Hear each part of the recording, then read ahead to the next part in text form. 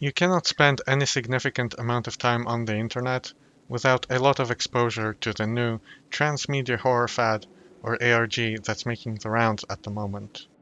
Most of it is pretty bad and doesn't get much traction, but there's some real gems in there. Stuff like Ben Drowned, Slenderman, SCP. I was there to witness the ups and downs of most of this horror internet lore. Some of these concepts, stories, games, or videos really had the ability to creep me out and make an impression on me. Generally, I consider myself a bit of a coward, especially in real life. I mean, I don't believe in the paranormal, but sometimes I get this fear that's enough to stop me from stepping into a dark room, or a lonely forest, or whatever. But in recent years, I've actually gone and played some classic video games of this genre, and honestly, most horror games do not scare me, and here's why. I've played plenty of games which use the word horror in some of their marketing. Doom, Half-Life, Metro, Prey 2017 are all games that were at some point described as having horror elements by their creators, while also being games I tremendously enjoy. But I wouldn't really consider them capital H horror games. That's because scaring the player is not one of their main goals, and it's not something they focus on most of the time. I think the first purebred horror game I played for more than 10 minutes was Soma. I also tried Alien Isolation later, and I was not impressed. And I did not know why. Then I played Cry of Fear.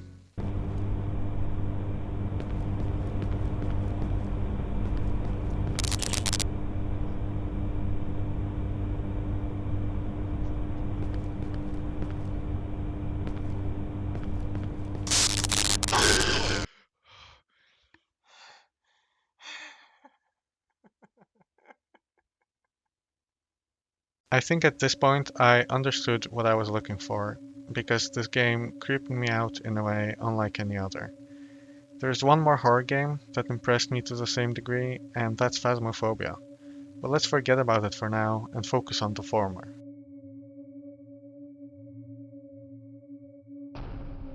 The approach that most capital H horror games take to their gameplay is that you walk around and explore some area while trying to achieve some goal, like solving a puzzle or finding a key or whatever. And either in scripted or organic ways, you will occasionally be subject to the hunt of some monster or ghost. You usually cannot kill this creature and must use stealth to avoid it, while completing your objective. When the enemy finds you and reaches you, you will get wounded or even insta-killed in many cases. You usually have some consumables to treat your wounds, or distract the monster, or for other utilities. But you usually cannot eliminate it. And I think in this philosophy of game design lies the crux of the issue. I think it is the biggest reason why horror games aren't scary. I have managed to identify some others, but I will focus on this one for now. So, let's start with the beginning. Why should I be scared of this thing? Well, it looks dangerous and predatory, but is that enough? Not really. Maybe overexposure to scary visual media has dulled my reaction, but just seeing something that could harm me is not enough to feel the special type of anxiety that horror games try to achieve. I mean, FPS games are the genre of games I play the most, by far, and having shit pop up to attack me is just so mundane at this point. So, is there another reason? Well, yes, this thing is dangerous. It will kill me if given the chance, and I will have to reload the game. But is that enough? Again, let's think of the game design philosophy.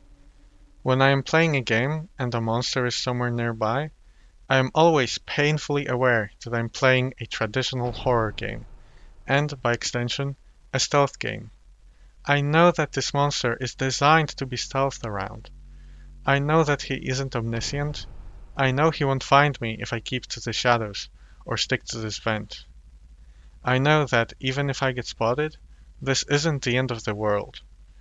The enemy must have some kind of weakness that will allow me to get away. Maybe he's slower than me. Maybe he cannot get into small places. Do you see what I'm getting at here? The fact that I know I am playing a stealth game, the fact that I know the game designers must have programmed in ways for me to avoid the enemy, and the fact that even if I do get caught, my punishment is just a load game option. All of these factors combined mean that I never feel like there is any real reason for me to avoid the enemy, and I know that the monster is designed to be outsmarted.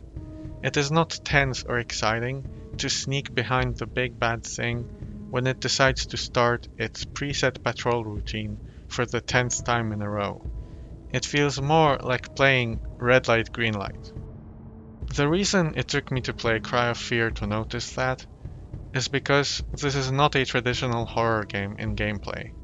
However, it is a very traditional first person shooter. Cry of Fear runs on the Half-Life 1 engine, and it basically takes the gameplay beat by beat.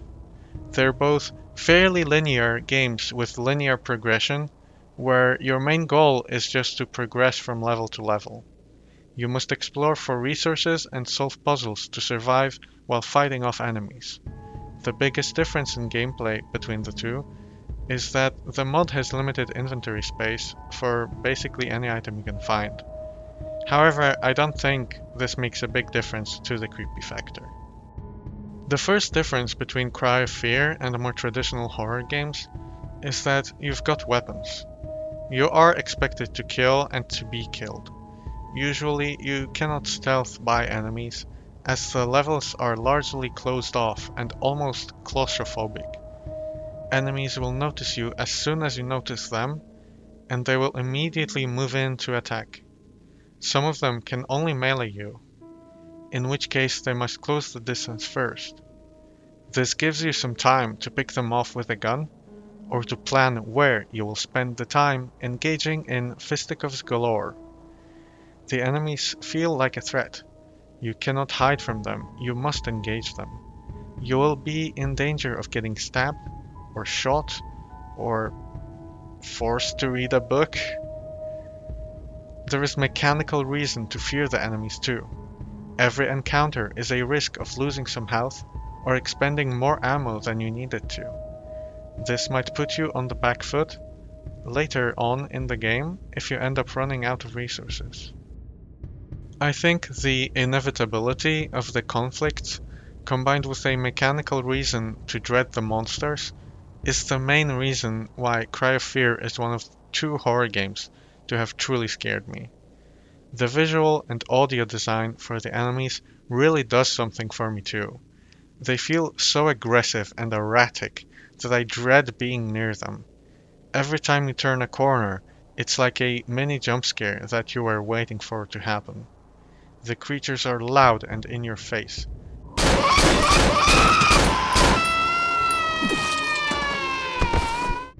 I will now go over some of the other causes.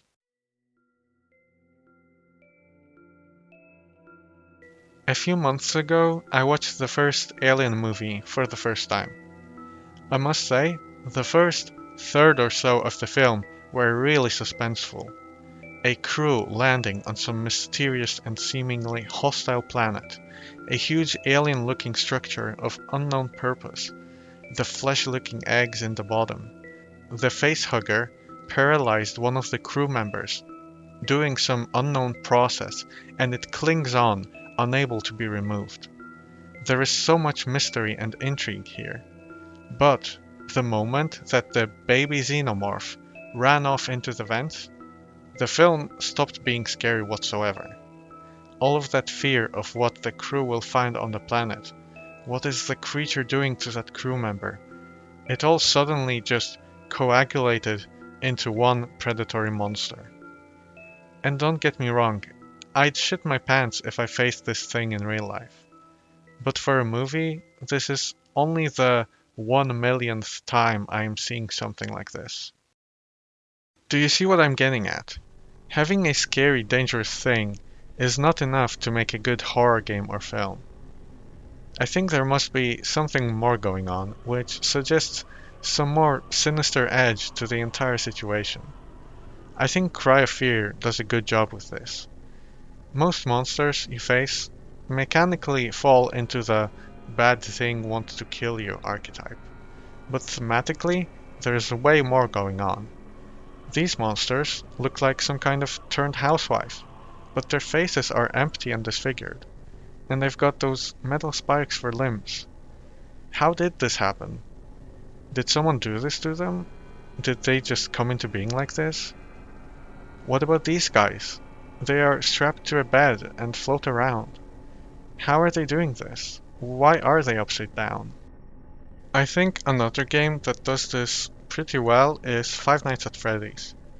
Now, overall, these games are not scary for me, but I would like to talk about one aspect. We all know how the games work. You're a security guard sitting in your office.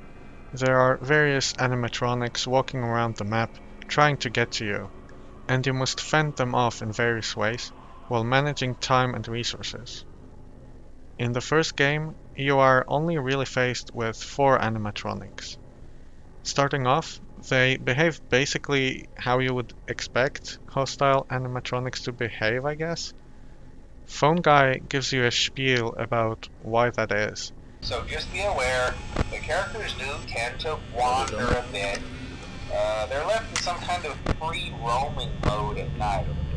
Something about their servos locking up if they get turned off for too long. And as a new player, you will probably reluctantly accept this justification under the pretense that it's just a game. You only really see the enemies moving in jump scares. Otherwise, they stand perfectly still and only move when you're not looking. However, in later nights, things get a bit more paranormal. You will start getting these hallucinations in the form of flashing images on your screen. The animatronics will start making those creepy breathing and wheezing sounds.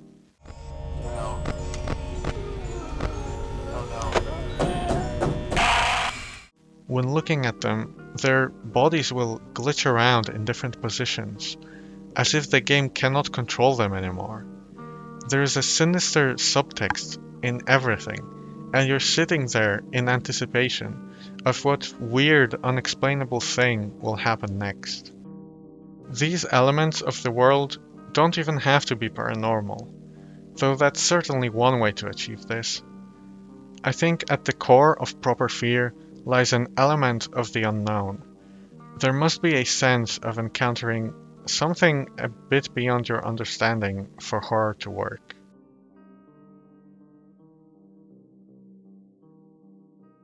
I have to say, Phasmophobia really creeped me out when I was starting to play the game. And on paper, it seems like it breaks the first rule I established in this video. There are no weapons. The ghost insta-kills you during a hunt. Then why did I fear it? The thing is, Phasmophobia tells you very little about its game mechanics. The tutorial teaches you the basics of how to identify a ghost, but that's about it. When starting a mission, you have these data screens showing you the sanity of all crew members, as well as the ghost activity level. You're not going to know what these things mean as a new player, but you will probably think it's somewhat important. You enter the house and paranormal events start happening. Objects move around, lights turn on and off, the breakers fail and you must go restart them. Sometimes the ghost will visually appear and stand still for a second or so. Was this dangerous? Are any of the other events dangerous? How does that sanity and activity correlate with what is happening? The game's mechanics are pretty simple and a lot of it comes down to RNG. But you aren't really going to know this as a new player.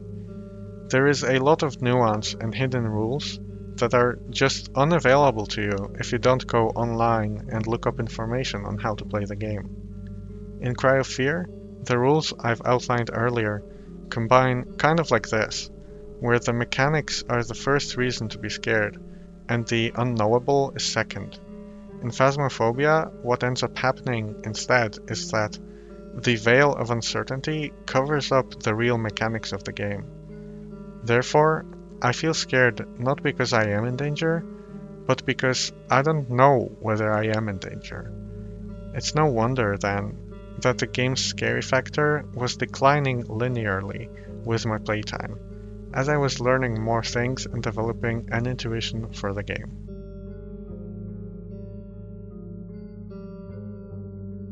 I'm not a game designer nor a massive horror enthusiast, but I've spent a lot of time trying to rationalize why some horror media scares me so much more than others.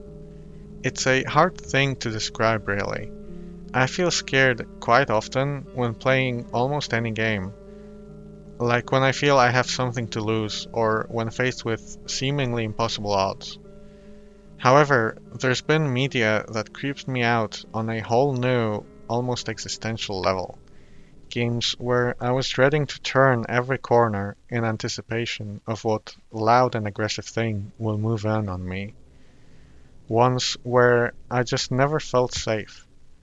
Worlds where it felt like every angstrom of space wanted me gone. Situations where the consequences of failure will be far worse than simply death. It's going to be a massively subjective thing on what scares who, but I think I've managed to narrow down the two main reasons why some media scares me and others do not. So, have a spooky day and I'll see you later.